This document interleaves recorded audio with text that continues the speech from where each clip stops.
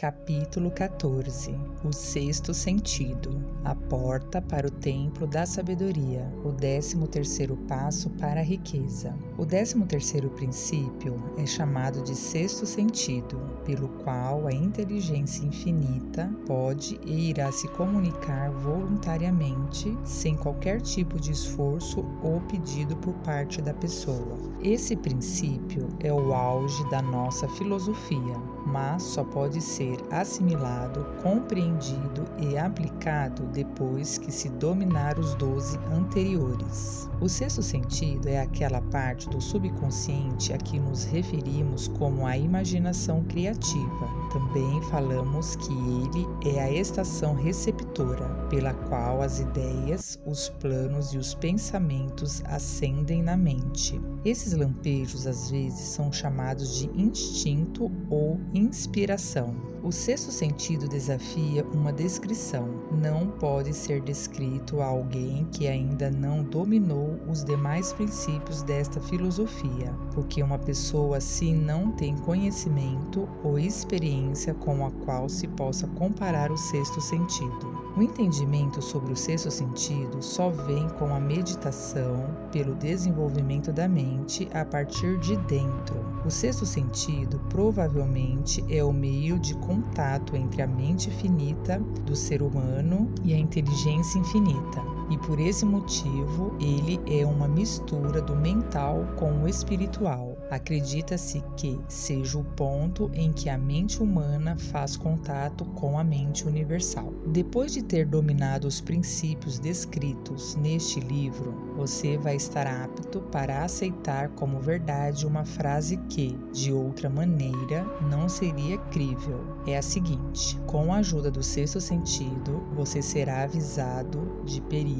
existentes e como evitá-los, e vai ser alertado sobre as oportunidades que vão surgir, a tempo de abraçá-las. Desenvolvendo o sexto sentido, você será auxiliado quando pedir por um anjo da guarda que abrirá para você, sempre que quiser, a porta para o templo da sabedoria.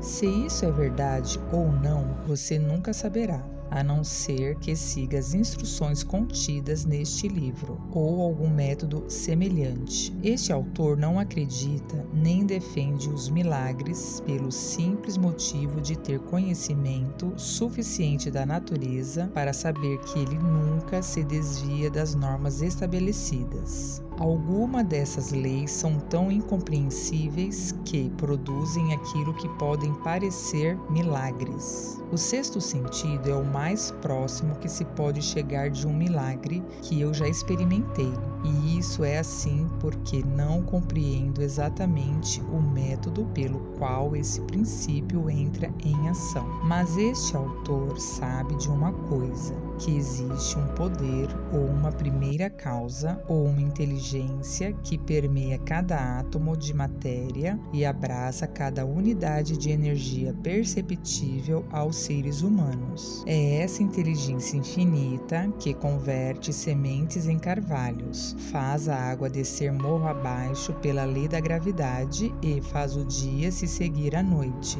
o inverno ao verão, cada coisa mantendo o devido lugar em relação às outras. Essa inteligência pode, pelos princípios desta filosofia, ser induzida a dar aos seus desejos uma forma concreta, material. Este autor sabe disso, porque já fez pessoalmente essas experiências e vivenciou tudo isso. Nos capítulos anteriores, você foi sendo conduzido passo a passo até aqui. Se dominou todos os princípios, agora está pronto para aceitar sem ceticismo todas as incríveis afirmações que vou fazer. Se ainda não dominou os demais princípios, vai ter que dominá-los antes de concluir se as afirmações deste capítulo são fato ou ficção. Quando eu estava na idade em que idolatrava heróis, eu me via tentando imitar os que mais admirava. Além disso, descobri que o elemento de fé com o qual eu tentava imitar meus ídolos me dava uma grande capacidade de fazer isso com sucesso. Eu nunca me livrei inteiramente desse hábito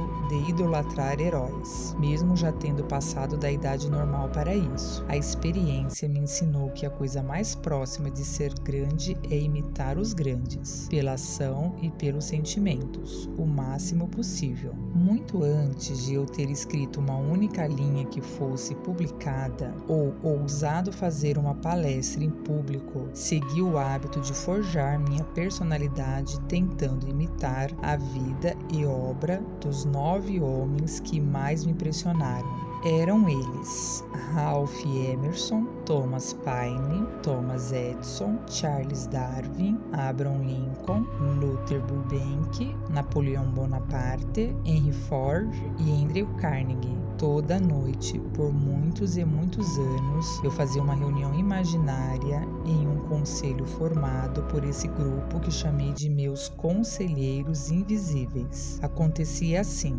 logo antes de dormir, eu fechava os olhos e via na minha imaginação esse grupo de senhores sentados comigo na mesa do conselho. Nela, eu não só tinha a oportunidade de me sentar com as pessoas que considerava magníficas, mas também, efetivamente, dominava o grupo na função de presidente. Eu tinha um propósito muito bem definido ao utilizar a imaginação para convocar essas reuniões noturnas. O objetivo era reconstruir minha personalidade para que ela representasse a amálgama da personalidade dos meus conselheiros imaginários. Como percebi muito cedo na vida que tinha que superar as desvantagens de ter nascido num ambiente de ignorância e superstição, eu deliberadamente incumbi a mim mesmo a tarefa de ter um renascimento voluntário pelo método aqui descrito,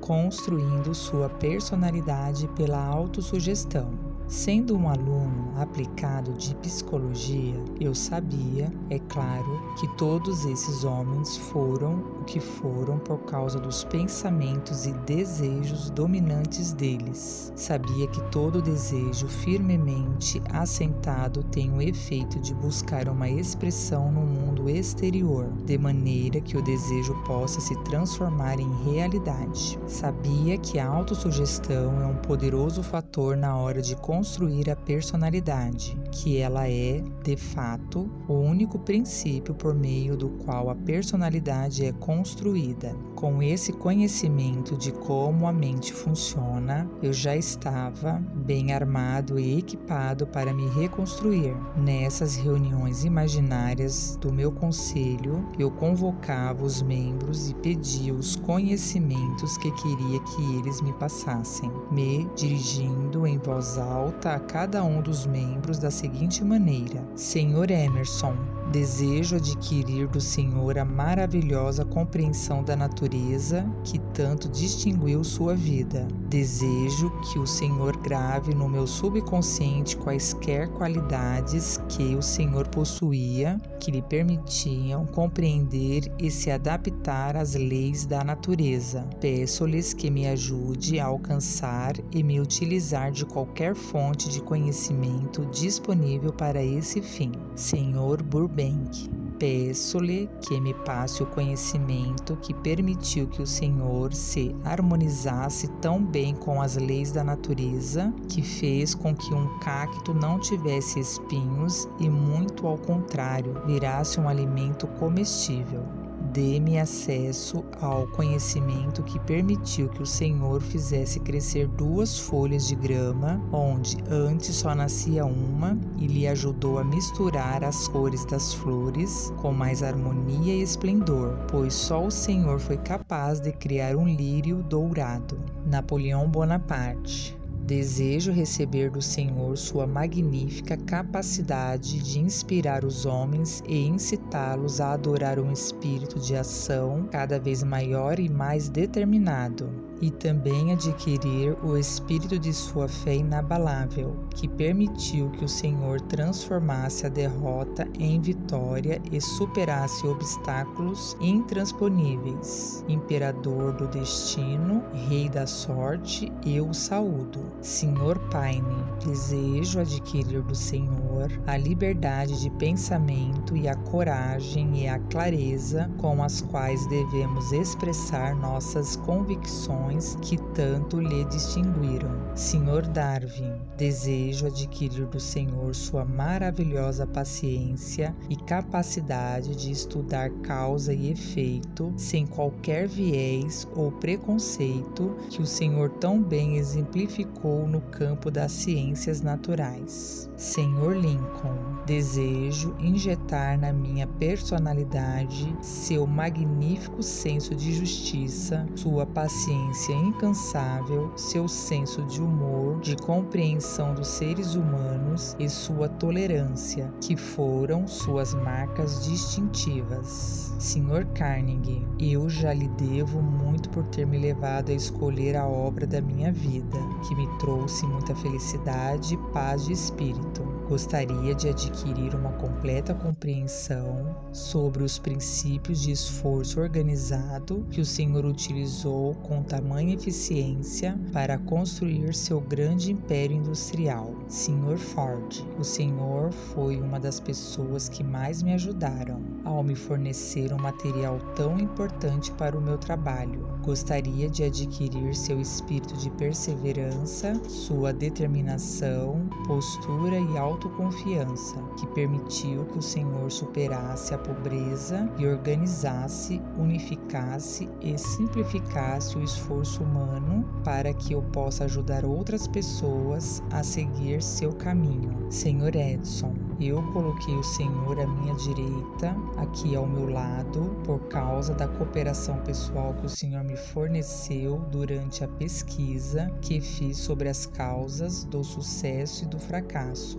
Desejo adquirir do Senhor um maravilhoso espírito de fé com o qual o Senhor conseguiu desvendar tantos segredos da natureza e a laboriosa destreza com a qual o Senhor tantas vezes extraiu a vitória de uma derrota. O meu método de me dirigir aos membros do meu gabinete imaginário variava de acordo com as características que eu estava mais interessado em adquirir num determinado momento. Estudei o histórico de suas vidas com absoluto afinco. Depois de alguns meses desse ritual noturno, fiquei impressionado com a descoberta de que essas figuras imaginárias tinham se tornado aparentemente reais. Cada um desses 9 homens desenvolveu características individuais que me surpreenderam. Lincoln, por exemplo, tinha o hábito de sempre chegar atrasado,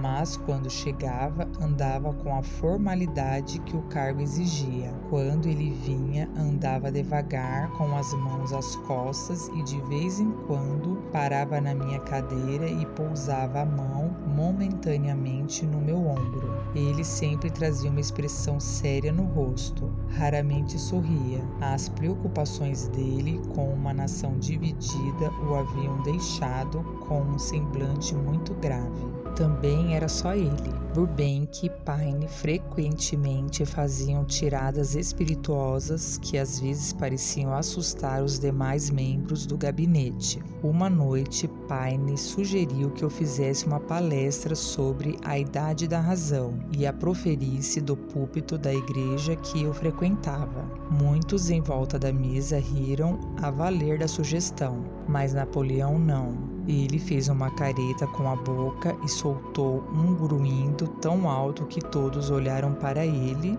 espantados. Para ele, a igreja não passava de um capacho do Estado. Não devia ser reformada, mas usada como uma conveniente instigadora das massas. Uma vez foi Burbank quem chegou atrasado. Quando chegou, estava todo animado e entusiasmado e explicou que tinha se atrasado por causa de uma experiência que estava fazendo, pela qual ele esperava fazer com que uma maçã nascesse em qualquer tipo de árvore. Paine o criticou, dizendo que fora uma maçã, quem dera início a todos os problemas entre homens e mulheres. Darwin soltou uma risada gostosa e sugeriu que Paine ficasse alerta em relação às pequenas cobras quando pegasse maçãs na floresta, porque elas tinham o hábito de se transformar em serpentes. Se não tiver serpente, não pode ter maçã, comentou Emerson. E se não tiver maçã, não pode ter Estado, aparteou Napoleão. Lincoln desenvolveu o hábito de sempre ser o último a se retirar no fim das reuniões. Uma vez, ele se inclinou na cabeceira da mesa, com os braços cruzados, e ficou vários minutos nessa posição. Não quis perturbá-lo. Finalmente, ele ergueu a cabeça devagar, se levantou e foi até a porta, então se virou, voltou, pôs a mão no meu ombro e avisou: meu caro, você vai precisar de muita coragem e não pode esmorecer na hora de dar sequência ao objetivo da sua vida. Sempre se lembre, quando as dificuldades surgirem, que as pessoas comuns têm bom senso. A adversidade ajuda a criá-lo. Uma noite, Edson chegou antes dos outros. Ele veio a mim e se sentou à minha esquerda, onde costumava ficar Emerson, e falou: você está prestes a descobrir o segredo da vida. Quando a hora chegar, você vai ver que a vida consiste em grandes fluxos de energia ou entidades tão inteligentes quanto os seres humanos pensam que são. Essas unidades de vida se agrupam como abelhas numa colmeia e ficam juntas até se desintegrarem pela falta de harmonia. Essas unidades têm diferenças de opinião, assim como os seres humanos têm as deles, e geralmente brigam entre si. Essas reuniões que você preside vão ser muito úteis para você. Vão trazer ao seu socorro algumas das mesmas unidades de vida que serviram aos membros deste gabinete na vida deles. Essas unidades são eternas, nunca morrem. Os próprios pensamentos e desejos delas servem como um imã que atrai as unidades de vida dos grandes oceanos que existem no mundo exterior. Só as unidades amistosas são atraídas, as que se harmonizam com a natureza dos seus desejos. Os demais membros do gabinete começaram a entrar na sala. Edson se levantou e lentamente se dirigiu ao seu lugar de costume. O inventor ainda estava vivo quando isso aconteceu, e a fala dele me impressionou tanto que pedi para falar com ele e narrei a vivência. Ele abriu um largo sorriso e comentou: o seu sonho foi mais real do que você imagina. E não falou mais nada. As reuniões começaram a ser tão realistas que comecei a ter medo das consequências. E eu as interrompi por vários meses. Eram experiências tão fantásticas que tive medo de que, se continuasse, acabaria me esquecendo de que as reuniões eram apenas exercícios da minha imaginação. Uns 6 meses depois que parei, fui acordado no meio da noite, pelo menos eu acho que fui, quando eu vi Lincoln ao lado da minha cama. Logo, logo o mundo vai precisar dos seus serviços, falou. Ele vai passar por um período de caos que vai levar homens e mulheres a perderem a fé e a entrarem em pânico. Continue com o seu trabalho e conclua a filosofia. Essa é a sua missão na vida. Se abandoná-la, por qualquer que seja o motivo, vai voltar a um estado primitivo e ser obrigado a passar por todos os ciclos que passou em milhares de anos. Na manhã seguinte, não fui capaz de dizer se eu tinha sonhado com isso ou se estava acordado. De qualquer maneira, nunca consegui descobrir. mas o fato é que o sonho, se é que foi sonho mesmo, ficou tão marcado na minha mente que retomei as reuniões na noite seguinte. Nessa reunião, os membros do conselho entraram todos juntos, em fila, e se sentaram nos lugares de costume, à mesa da reunião, enquanto Lincoln erguia um copo e dizia: "Cavalheiros, façamos um brinde ao amigo que voltou à luta." Depois disso, comecei a acrescentar novos membros ao meu gabinete, até que ele passou a ser formado por mais de 50 pessoas, entre elas Jesus Cristo, São Paulo, Galileu, Copérnico, Aristóteles, Platão, Sócrates, Romero, Voltaire, Bruno, Spinoza, Drummond, Kant, Newton, Confúcio, Elbert, William, Robert, Wilson e William James. Esta é a primeira vez que eu criei coragem para contar isso. Até aqui sempre me calei sobre este assunto, porque sabia, pela minha própria atitude com esse tipo de coisa, que seria mal interpretado se descrevesse uma experiência tão incomum. Mas agora juntei forças para colocar a experiência no papel, porque estou menos preocupado com o que os outros vão dizer do que em tempos passados. Uma das vantagens da maturidade é que elas, às vezes, nos dá mais coragem para ser sinceros, independentemente do que quem não entende vá pensar ou dizer. Para que ninguém me entenda mal, quero falar aqui com todas as letras que continuo vendo essas reuniões do gabinete como sendo exclusivamente imaginárias, mas sou obrigado a sugerir que, apesar de os membros do meu gabinete serem fictícios e as reuniões só acontecerem na minha imaginação, elas me levaram a caminhos gloriosos de aventura, fizeram renascer minha noção do que é realmente ser grande, incentivaram meus esforços criativos e me deram mais vigor para expressar um pensamento honesto. Em algum lugar da estrutura celular do cérebro há um órgão que recebe as vibrações do pensamento que, geralmente, são consideradas instintivas. Até hoje, a ciência não conseguiu localizar o órgão onde fica o sexto sentido, mas isso não vem ao caso. O importante é que os seres humanos recebem conhecimentos precisos de fontes que não são os sentidos físicos. Esse tipo de conhecimento geralmente é recebido quando a mente está sob a influência de estímulos extraordinários. Qualquer emergência que desperte essas emoções e que faça o coração bater mais forte do que o normal pode, e geralmente consegue, acionar o sexto sentido. Qualquer um que quase tenha sofrido um acidente ao dirigir sabe que, nessas ocasiões, o sexto sentido normalmente vem em seu socorro e o ajuda, numa fração de segundo, a evitar o acidente.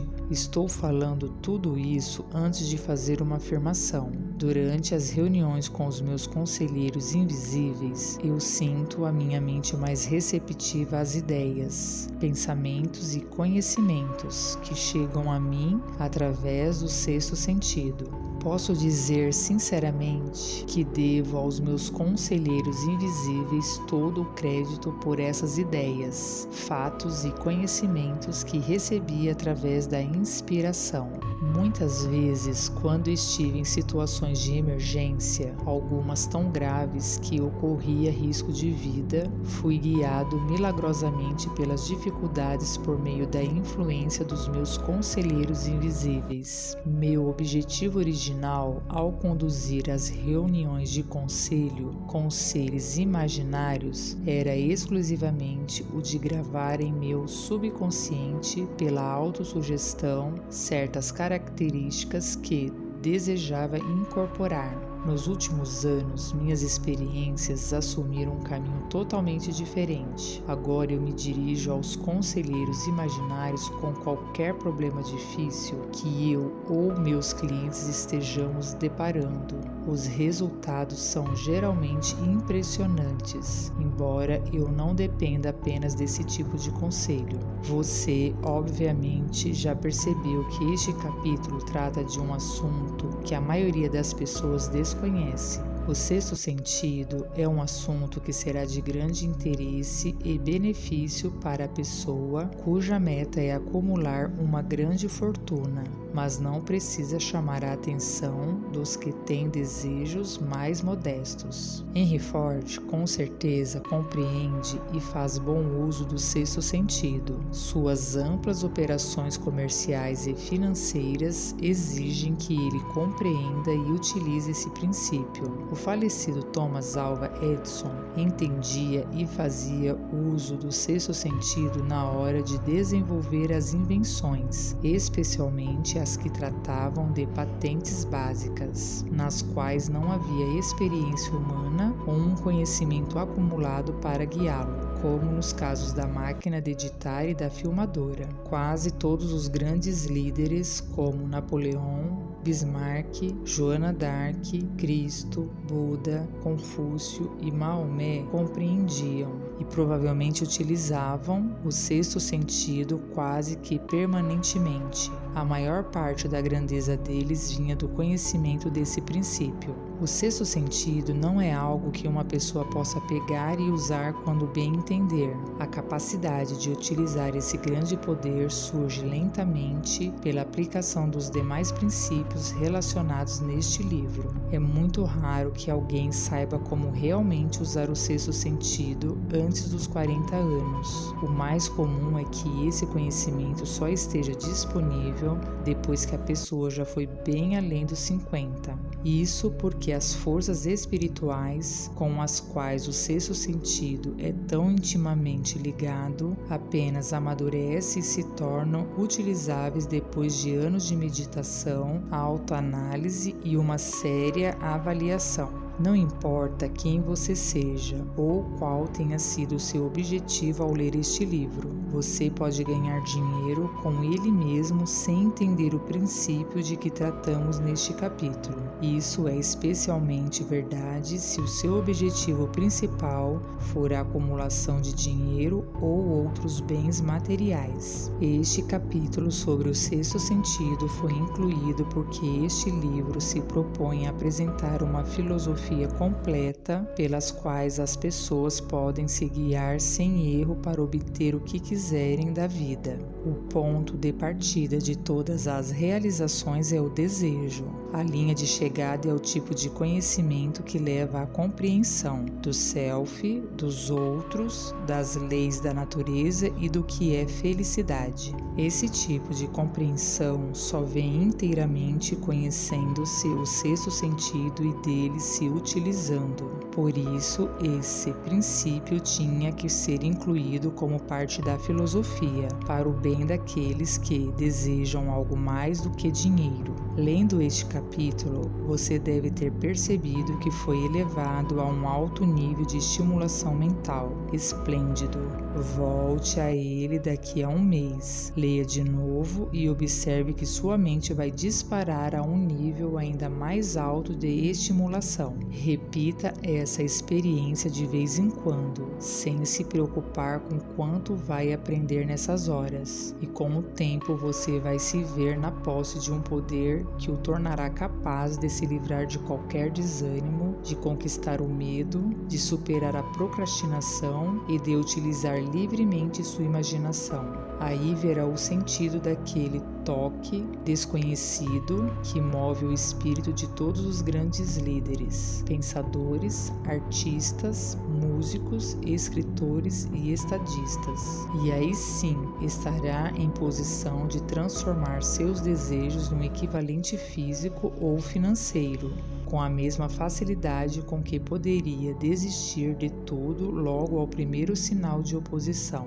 Fé vezes medo. Os capítulos anteriores mostraram como desenvolver a fé através da autossugestão, do desejo e do subconsciente. O próximo vai dar instruções detalhadas sobre como conquistar o medo. Você vai encontrar uma descrição completa dos 6 medos que são a causa de todo desânimo, timidez, adiamentos, indiferença, indecisão, falta de ambição, de confiança, iniciativa, autocontrole e de entusiasmo. Faça uma análise cuidadosa de si mesmo enquanto estiver lendo sobre esses 6 inimigos, pois pode ser que eles existam só no seu subconsciente, onde nem sempre essas presenças são fáceis de detectar. Lembre-se também, quando analisar os 6 fantasmas do medo, de que eles não passam de fantasmas, porque só existem na cabeça das pessoas. Além disso, lembre-se de que fantasmas são criações de uma imaginação descontrolada e que causam a maior parte do prejuízo que as pessoas criam nas próprias mentes, de modo que eles podem ser tão perigosos quanto se habitasse e caminhasse em corpos físicos. O fantasma do medo da pobreza, que se apoderou das mentes de milhões de pessoas em 1929, era tão real que causou a pior depressão econômica já vista nos Estados Unidos. E esse fantasma ainda faz alguns de nós ficarem apavorados.